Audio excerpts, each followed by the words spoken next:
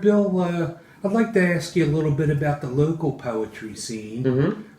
Places that you've read, poets that you've heard.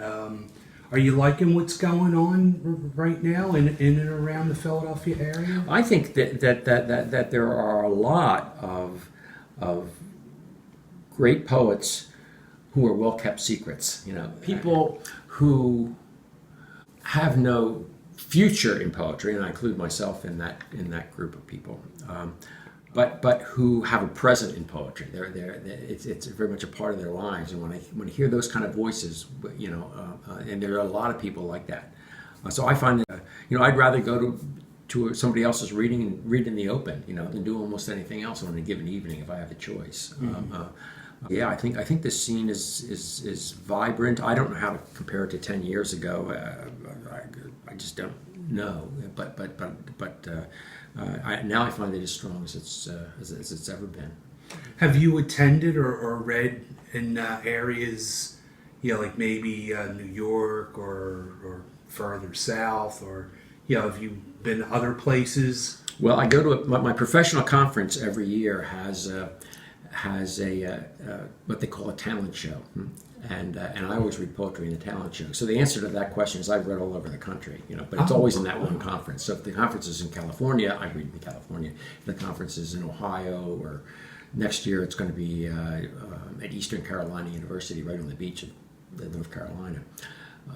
So I'll read there, But for the most part, I read in Philadelphia. Sometimes in New York.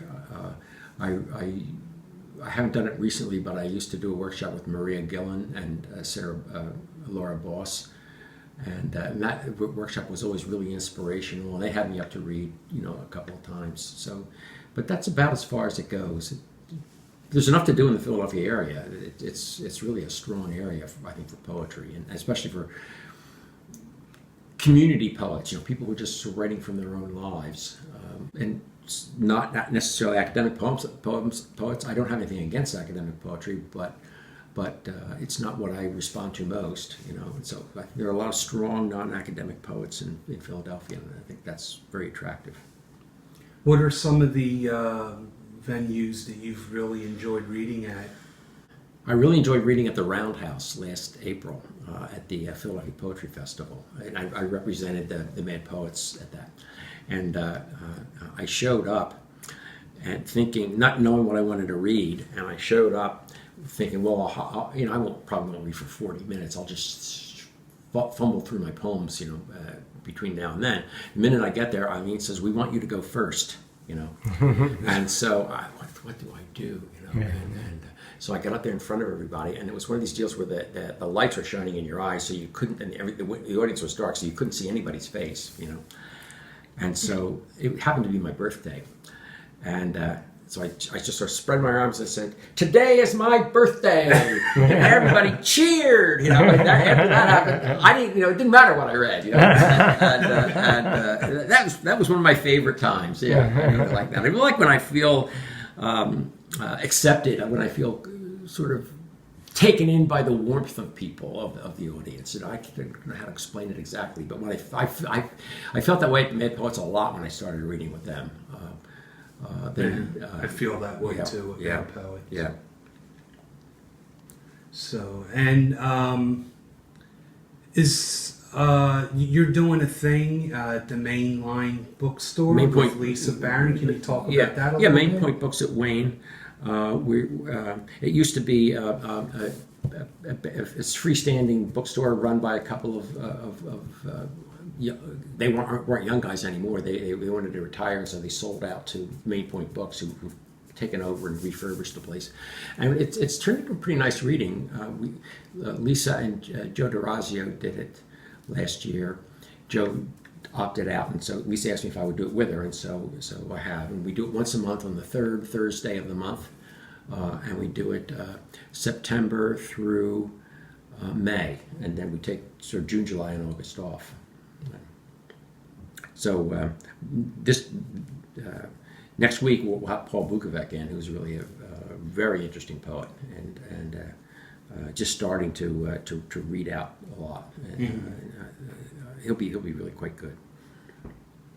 All right. And I understand you're going to have Steve Delia Yes, months, too. and then there's Steve Delia. Very interesting poet. In November, and if it's before Thanksgiving, I should be a little thinner. We'll get to either the before or after. And what about your own work that you have out there? What are you pleased with? And Well, I'm pleased with the number of poems that have won prizes that people have really, somebody has read and thought this is really special. That's been happening pretty regularly for the last that's great. 20 years. So I think I'm pleased with that. I'm pleased with the book that the Band Poets published, that won the Joie de Vivre contest. And I'm having a second printing of that done now. Really? As we speak. Oh, congratulations. And I'm starting to put together another book based mostly on the things that I've been memorizing. You know what I mean? It's giving me ideas for how things could come together in a bigger package. And I got a title for that book, but I don't have the poem selected yet. But What's the the title title? is Wild Surmise from Keats. Keats's poem, Ode to Chapman's Homer. Yeah. Oh, yeah, we have two. Oh, another request. Okay. The requests keep pouring in. Elvis. The Elvis. Elvis? Okay. Elvis. Okay. That's a good poem. Yeah. And this one's for Connie. Elvis sightings. It's August. We're at Graceland killing time in one of the gift shops. I say to Dennis, it was 57 when I saw him, his first time on the Ed Sullivan Show. And then this guy comes up behind us and says, no, it was 56, not 57. Well, who asked you? I think. One more Baptist intent on the reform of strangers. You were a force, raw, unexplained, and there.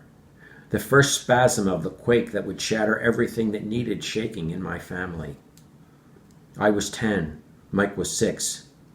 We couldn't get enough of your strange stuff. Hound dog, blue suede shoes, don't be cruel.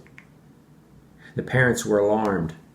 Who was that hillbilly bad boy who made them so out of control, so deep, so fast, us receiving the gift, that we were more than all they planned for us, so much more than what they bargained for? Him, the athletic, hip-swiveling saint of vice, who said one word to us, live.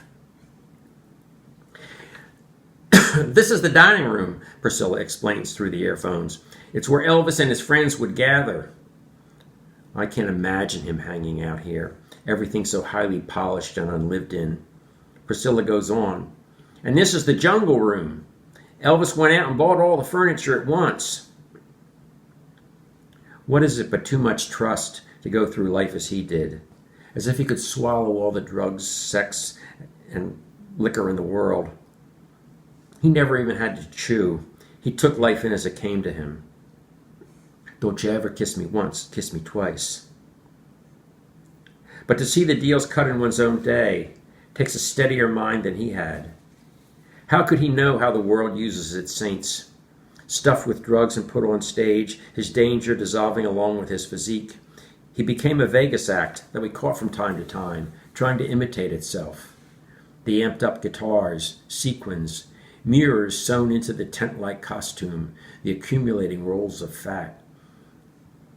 Baby, it's still you I'm thinking of. Priscilla's voice gets religious. Elvis died of an overdose of prescription drugs. He is buried in the meditation garden here at Graceland. Even now they cannot let you go, poor ghost. The Baptists try to claim you for a saint by piling up what's left of you. But you are deathless irony, turning like a worm in the unnamed squirming deep of all their loves and hates. In my mind's eye, you rise above the knickknacks here. Buildings, planes, and cars, your image on every conceivable household object. I honor you the only way I can. I remember you lean, all mouth and hips, your motor running, ready for everything that's next.